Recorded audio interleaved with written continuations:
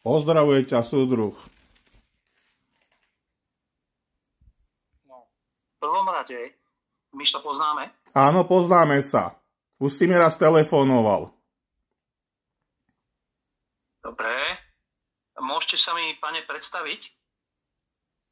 No môžem sa ti predstaviť, ale ty vieš veľmi dobre, o kom je reč. A podľa intonácie a hlasu by si ma mohol aj poznať. Máme spoločného priateľa, volá sa Robert Krajčovič. Ak ti to meno niečo hovorí. A ďalšia nápoveda, som kamionista. Ešte stále nič. Ešte stále nič, hej?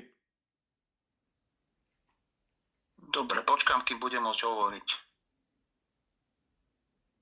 Môžem? Môžeš. Fantázia. Čiže, pane, v prvom rade, dobrý večer, ja vás zdravím. Ja mám slušné jednanie. No nemáš slušné jednanie. Nemáš slušné jednanie. Prepáč, že ti skačem do reči. Keby si mal slušné jednanie, tak budeš dávať pravdivé informácie a nie blúdy, ako si dal vo svojej videoprojekcii.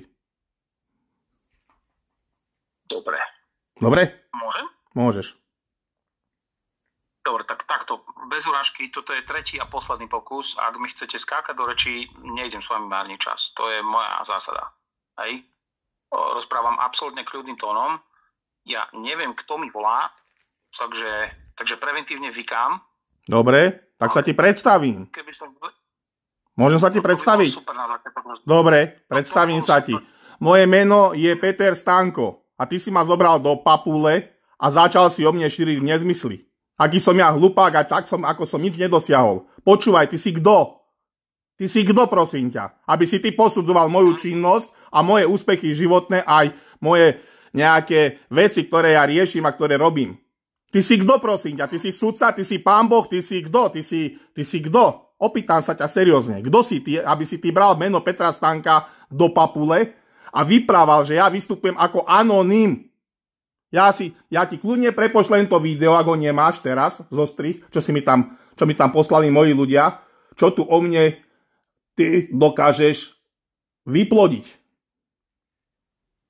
No, tak sa vyjadri, prosím, a otázka na teba znie, či to nechceš nejakým spôsobom ešte dať do poriadku a ospravedlniť sa mi, alebo či si stojíš za tým, čo si tam uviedol. Pokiaľ potrebuješ 5 minút na to, má ten výsek má 2,5 minúty, takže ja ti to prebehu minúty viem preposlať, aby si sa dostal do obrazu, čo si kde povedal, keďže máš 60 000 fanúšikov a zrejme Petra Stanka si zobral asi do huby, asi omylom možná, ja neviem, možná len preto, že máte teraz vojnu s Pavlom Kamasom, alebo ja neviem teda, ale mňa, keď si už zobral do úst, tak v poriadku. Dám ti šancu, aby si to dal tak do poriadku, ako si myslíš, že to bude v poriadku.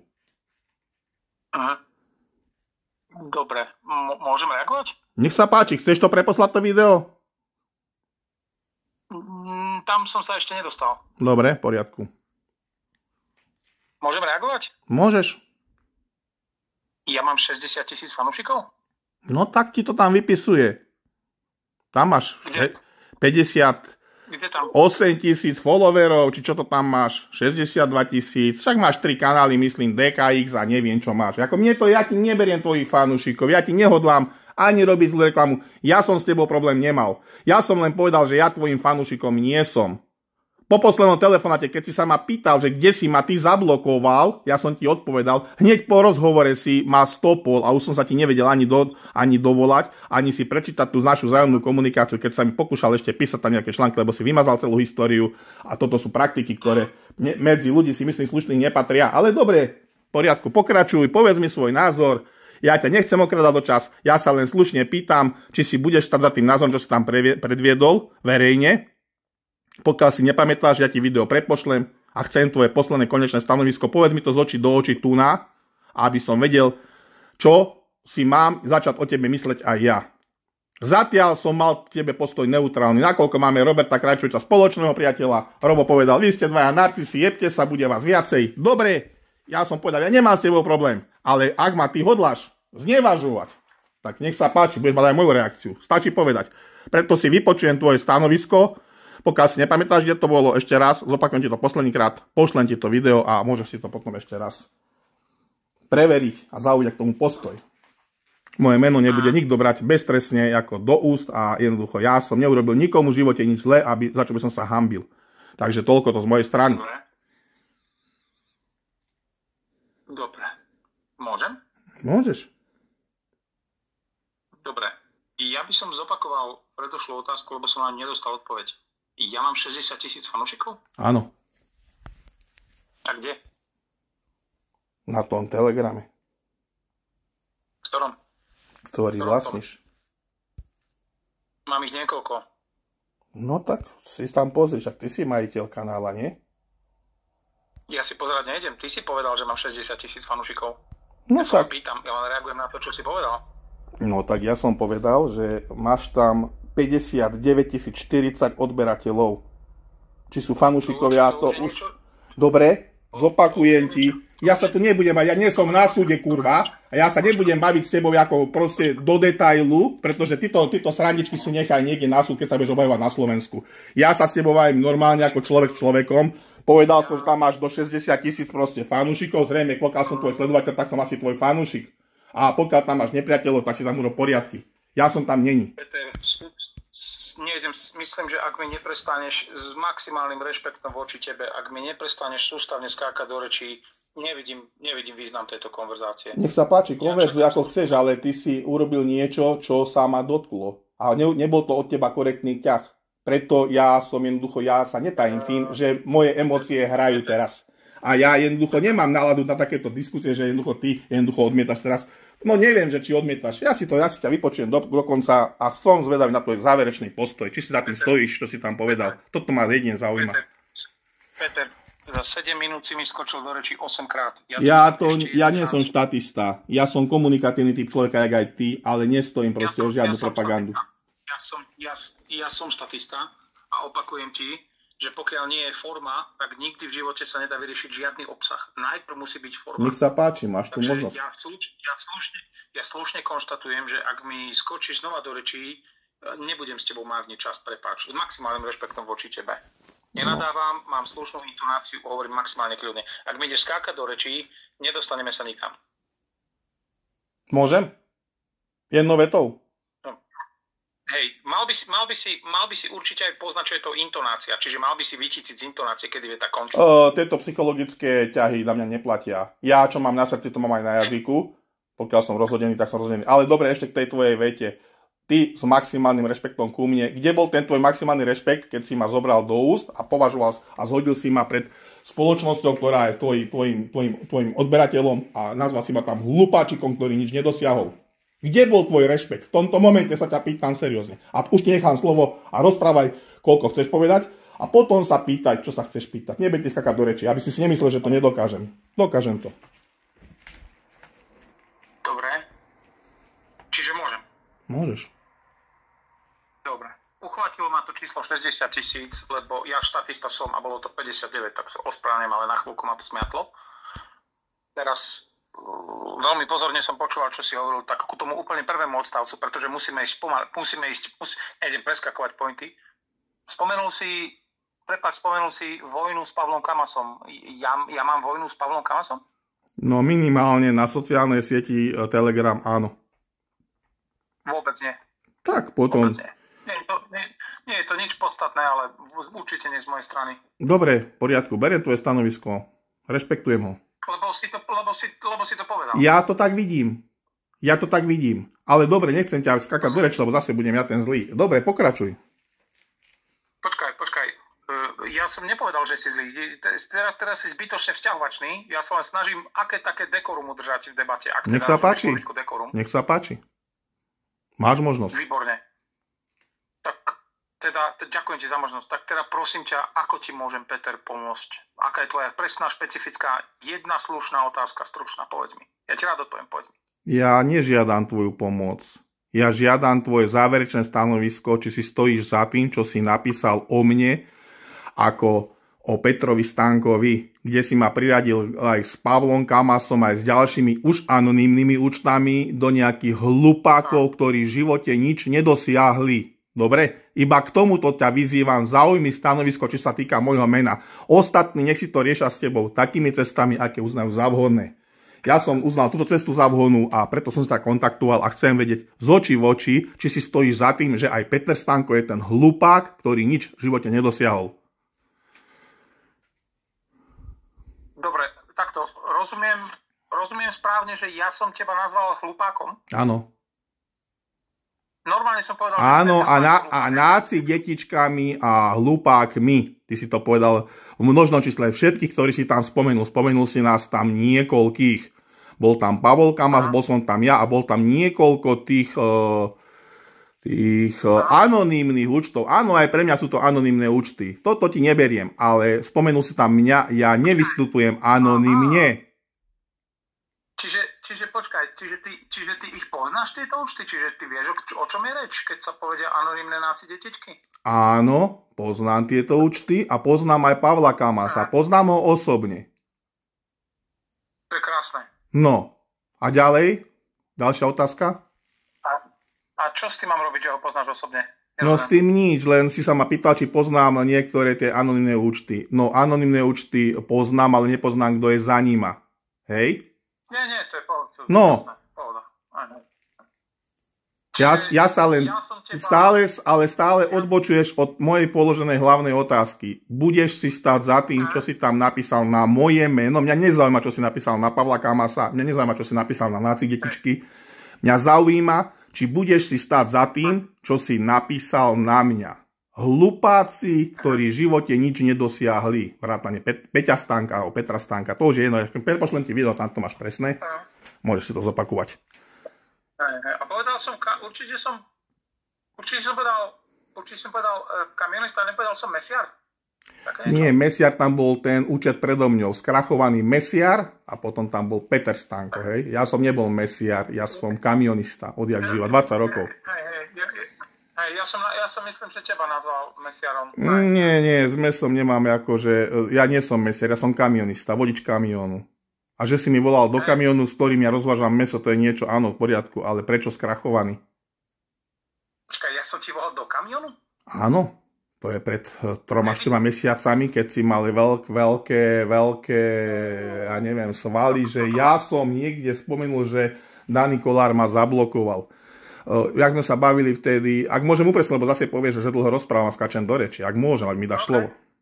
Ja ti len osviežujem pamäť, tedy sa ťa strašne dotklo, že ja som ťa nazval, že si ma zablokoval na kanáli, kde si mal vakcináckovia skupinu. A ty si sám povedal, že to boli admini. Mňa nezaujíma, je to tvoj kanál, bol to tvoj kanál, vlastne vystupoval sa tam ty pozadí. A či si tam mal adminov, toto neospravedlňuje. Ty si zodpovedný za chod toho kanála, pokiaľ som zablokovaný, tak som bol zablokovaný, ja som neklamal. A že si mal, v ďalšom bode si mal pravdu, že druhý kanál, áno, Dani Kolár, tam akože sa mali možnosť aj komunikovať, čak cez Roba Kračuječa to beriem. Ale ja som bol na tom hlavnom kanáli, kde bolo pomerne veľa tých užívateľov, alebo ja neviem, členov, tak tam som jednoducho bol bloknutý tvojimi adminami, tebou neskúmam, je mi to jedno, je to nepodstatné. Dobre, toto nebudeme brať už teraz dovaj. Tedy si zabil tým telefonátom asi 35-40 minút, kde si mi kládol dookola otázku, kedy som ťa zablokoval, ešte raz. Takže asi si osviežuješ pamäť a odtedy ma voláš možno, že mesiar, alebo som ti hovoril, že rozvážam meso. Áno, rozvážal som meso v tom čase. A teraz akože... Dobre, pokračujeme ďalej. Ešte raz k tej mojej otázke. Jedinú otázku som ti položil, podstatnú, a stále sa nedostávame k odpovedi. Takže...